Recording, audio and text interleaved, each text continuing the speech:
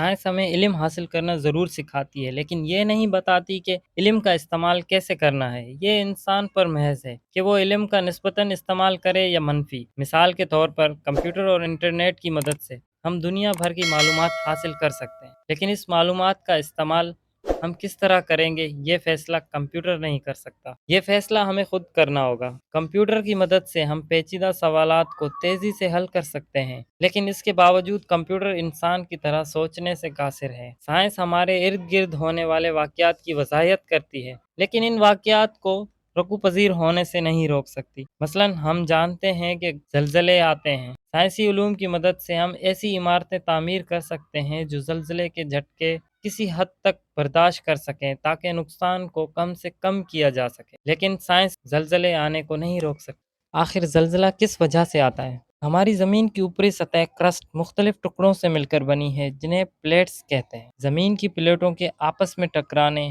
یا ایک دوسرے کے مخالف سمتوں میں رگڑ کھانے سے توانائی پیدا ہوتی ہے، جس کے نتیجے میں زمین کی سطح پر ارتش یا لرزش محسوس ہوتی ہے۔ اسی وجہ سے زلزلے آتے ہیں۔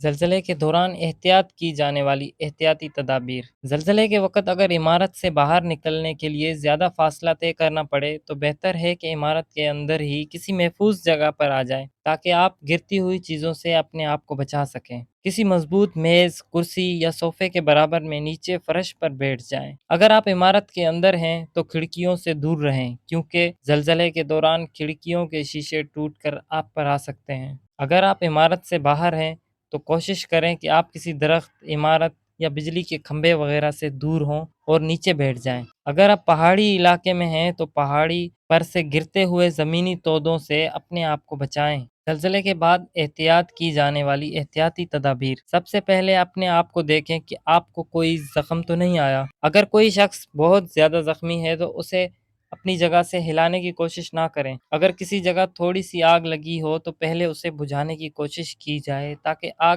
پھیل کے مزید نقصان نہ پہنچائے۔ اگر زلزلے کے دوران آپ کے گھر کو نقصان پہنچا ہے تو زلزلے کے بعد گھر سے باہر آ جائیں، کیونکہ زلزلے کے بعد بھی زلزلے کے ہلکے جھٹکے آنے کا امکان موجود ہوتا ہے، جسے آفٹر شاک کہتے ہیں۔